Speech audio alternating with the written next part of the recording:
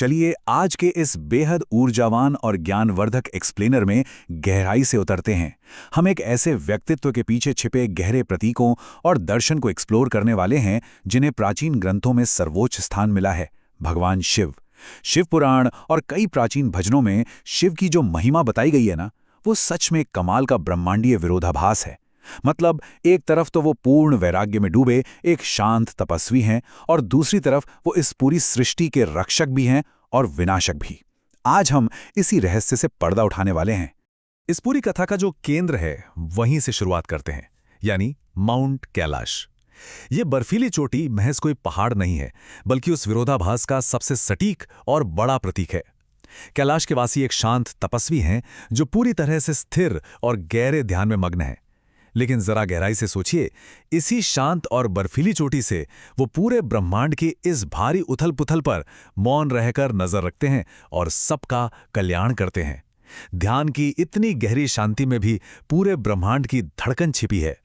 और जैसे ही हम इस दर्शन में थोड़ा और आगे बढ़ते हैं, आदि शंकराचार्य द्वारा रचित निर्वाण षटकम की एक बेहद शक्तिशाली पंक्ति सीधे दिल पे असर करती है। चिदानंद रूपः शिवोहम शिवोहम, जिसका अर्थ है मैं सदैव शुद्ध आनंदमय चेतना हूं, मैं शिव हूं। सच कहूं तो ये सिर्फ एक मंत्र भर नहीं है, ये हमारे आज के इस पूरे एक्सप्लेनेर की अंतिम दार्शनिक मंजिल है।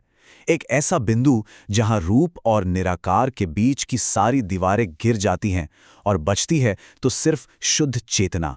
तो इस एक्सप्लेनर में हम एक कमाल की यात्रा पर निकलने वाले हैं। हम शुरुआत करेंगे शिव के साकार रूप और उनके आनंद तांडव से, फिर जानेंगे 12 ज्योतिर्लिंगों की महिमा और रुद्राक्ष का आध्यात्मिक महत्व।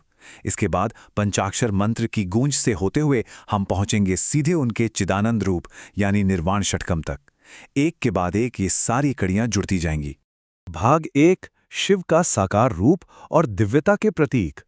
आदियोगी का जो दृश्य रूप हम अक्सर देखते हैं, उसमें मौजूद हर एक प्रतीक केवल एक पहचान नहीं है, बल्कि उसके भीतर दर्शन का एक पूरा ब्रह्मांड समाया हुआ है।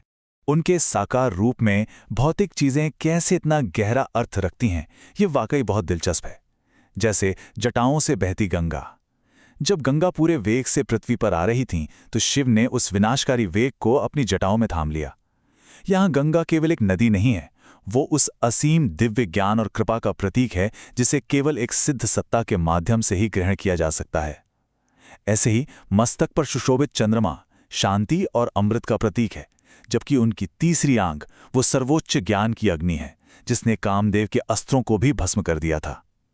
ये सब मिलकर शिव को एक असीम करुणा और परम ज्ञान का रूप देते हैं, और यही करुणा उनके परम त्याग में भी दिखती है। शिव पुराण में समुद्र मंथन की एक बहुत ही प्रसिद्ध कथा है। जब अमृत के लिए देवों और असुरों ने महासागर का मंथन किया तो सबसे पहले क्या निकला? महाविनाशकारी हलाहल विष। उस वक्त जब पूरी सृष्टि दांव पर थी, शिव ने बिना एक पल सोचे उस भयानक विष को पी लिया और माता पार्वती ने तुरंत उनका गला पकड़ लिया ताकि वो विष उनके शरीर में ना फैले। बस इसी एक घटना से उन्हें नाम मिला नीलकंठ। गले में रुका हुआ वो विष कोई साधारण निशान नहीं है, बल्कि ये इस बात का हमेशा रहने वाला प्रतीक है कि शिव ने मानवता को बचाने के लिए सारे कष्टों को अपने भीतर सोख लिया। सच में सहानुभूति और त्याग का इससे बड़ा उदाहरण और क्या हो सकता है। चलिए भाग 2 पर आते हैं, शिव का आनंद तांडव और ब्रह्मांड की लय। अब तक हमने शिव की एकदम स्थिर और शांत छवि देखी, लेकिन अब ध्यान ले चलते हैं उस असीम विस्फोटक ऊर्जा की तरफ जो इस पूरे ब्रह्मांड को चला रही है। डमट डमट डमट डमट डमट। अब ये लगातार बजने वाली डमरू की ध्वनि महज कोई वाद्य यंत्र का शोर बिल्कुल नहीं है। संस्कृत के शक्तिशाली श्लोकों में इसे बहुत ही अद्भुत तरीके से पिरोया गया है। ये उस असली धड़कन की गूंज है जो हवा में तरंगित होती है और जिससे पूरी सृष्टि जम लेती है और जो अंत में विनाश का कारण भी बनती है।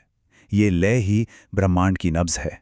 जरा इस तांडव नृत्य की कल्पना कीजिए।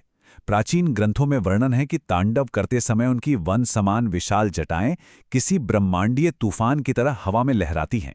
उनके नृत्य का जो भारी स्पंदन है वो अमावस्या के उस गहरे अंधकार को भी चीर देता है और बादलों की दिशा को अपने हिसाब से मोड़ देता है। ये वो दृश्य है जहां भौतिक ऊर्जा अपनी चरम सीमा को पार करके अध्यात्म में बदल जाती है।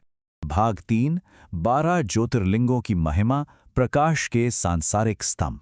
तांडव की इस असीम ब्रह्मांडीय ऊर्जा से निकलकर अब जरा वापस अपने इस भौतिक संसार में लौटते हैं। शिव पुराण बताता है कि प्राचीन काल में साधकों ने इसी ब्रह्मांडीय ऊर्जा को पृथ्वी पर कुछ खास जगहों पर महसूस किया और उन्हें स्थापित किया, जिन्हें आज हम ज्योतिर्लिंग के नाम से जानते हैं। यहाँ समझने वाली सबसे जरूरी बात यह है कि ज्योतिर्लिंग का शाब्दिक अर्थ ही है प्रकाश का एक ऐसा अनंत स्तंभ जिसका ना तो कोई आदि है और ना ही कोई अंत। कथाओं में आता है कि जब देवताओं के बीच अपने अहंकार को लेकर बहस छिड़ी तो शिव एक ऐसे ही अनंत अग्निस्तंभ के रूप में प्रकट हुए। तो असल में ये ज्योतिर्लिंग उसी अनंत स्वरूप के प्रतीक हैं जो किसी के भी अहंकार को पल भर में तोड़ सकते हैं। शिवपुराण की कोटिरुद्र संहिता में इन 12 अत्यंत पवित्र स्थानों का पूरा ब्यौरा मिलता है। भारत के कोने कोने में ये ज्योतिर्लिंग फैले हैं, गुजरात के सोमनाथ से लेकर दक्षिण के रामेश्वरम तक, और हिमालय की बर्फीली चोटियों पर बसे केदारनाथ से लेकर काशी विश्वनाथ तक। ये महज कोई इमारतें या साधारण मंदिर नहीं हैं, ये वो ऊर्जा केंद्र हैं जहां शिव के उस प्रकाश स्तंभ की गूंज आज भी स्पष्ट महसूस होती है। भाग 4, रुद्राक्ष का आध्यात्मिक महत्व, अनुशासन के लंगर। इन विशाल भौगोलिक तीर्थों से थोड़ा आगे बढ़ते हैं और उन चीज़ों की बात करते हैं जिन्हें कोई भी साधक अपने पास रख सकता है, जो हमें रोज़मर्रा के जीवन में इस विशाल दर्शन से सीधे जोड़े लगती हैं। रुद्राक्ष को सिर्फ एक आभूषण या पहनने की चीज समझने की भूल मत कीजिएगा। इसका तो शाब्दिक अर्थ ही है रुद्र के आंसू। शिव पुराण की कथा कहती है कि जब शिव ने संसार के दुखों और संघर्षों को देखा तो वो इतने करुणा से भर गए कि उनकी आंखों से आंसू छलक पड़े, और जब वो आंसू धरती पर गिरे तो उन्हीं से रुद्राक्ष के वृक्ष पैदा हुए। मतलब ये शिव की असीम करुणा का एकदम जीता जागता प्रमाण है। और देखिए कि ये रुद्राक्ष कैसे एक पुल की तरह काम करता है। एक छोर पर कैलाश पर बैठे पूर्ण वैराग्य में लीन परमेश्वर हैं और दूसरे छोर पर नंदी जैसी सच्ची अटूट भक्ति और रोज का अनुशासन है। रुद्राक्ष इन दोनों दुनियाओं को बड़ी ही खूबसूरती से आपस में बांध देता है। शिव पुराण साफ कहता है कि रुद्राक्ष भक्ति और साधना को एक साथ साधने का सबसे शक्तिशाली उपकरण है। आज की इस शोर शराबे और भटकाव से भरी दुनिया में ये मन को टिकाए रखने के लिए एक लंगर की तरह काम करता है। चाहे इंसान कर्मयोग के रास्ते पर चल रहा हो या ज्ञान की खोज में हो, रुद्राक्ष हमेशा याद दिलाता है कि जीवन पूरे होश में और नैतिकता के साथ जीना है। भाग 5, पंचाक्षर मंत्र की शक्ति, मुक्ति की ध्वनि। अब हम भौतिक वस्तुओं को पीछे छोड़कर उन प्राचीन ध्वनियों की दुनिया में प्रवेश कर रहे हैं जो हमारी चेतना को सीधे उस परम तत्व से जोड़ती हैं। श्री रुद्रम और शिव पुराण में ये जो 5 अक्षरों का मंत्र है, ओम नमः शिवाय, ये सिर्फ शब्दों का कोई साधारण समूह नहीं है। वैसे तो इसका सीधा अर्थ है शिव को नमन, लेकिन गहराई में उतरें तो ये एक ऐसा अचूक फॉर्मूला है जो मैं यानी व्यक्तिगत अहंकार को पूरी तरह पिघला देता है। इस ध्वनि की लगातार गूंज सीमित मन को विराट ब्रह्मांडीय मन में विलीन कर देती है और सीधे परम आनंद की ओर ले जाती है। भाग 6, चिदानंद रूप निर्वाण षटकम। और अब हम इस पूरी चर्चा के सबसे ऊंचे शिखर पर आ गए हैं। यहां आकर वो सारी पौराणिक कथाएं, रूप, आकार और भौतिक उपकरण सब कुछ पीछे छूट जाता है। यहां बसता है सिर्फ और सिर्फ शुद्ध सत्य।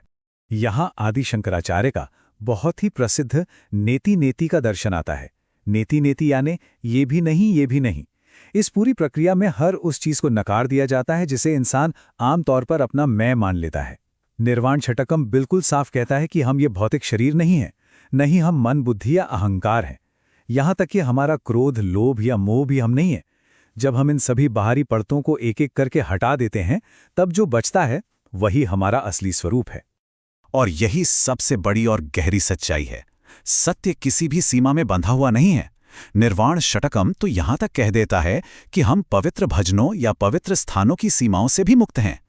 जब ये गहरा एहसास होता है कि देखने वाला उस पूरे ब्रह्मांड से अलग है ही नहीं जिसे वो देख रहा है, तब द्वैतवाद का यानी दो अलग अलग होने का पूरा भ्रम टूट जाता है। तब सिर्फ एक ही सत्य गूंजता है कि हम स्वयं शुद्ध आनंदमय चेतना हैं। अंत में बस एक विचार पर आके रुकते हैं जो बहुत गहराई तक झकझोरता है।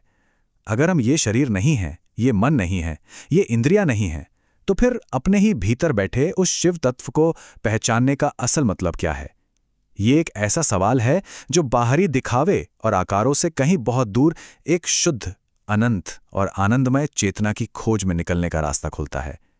इस विचार को अपने साथ रखिए और इस दर्शन की गहराई को महसूस कीजिए। आज के इस एक्सप्लेनर में इतना ही।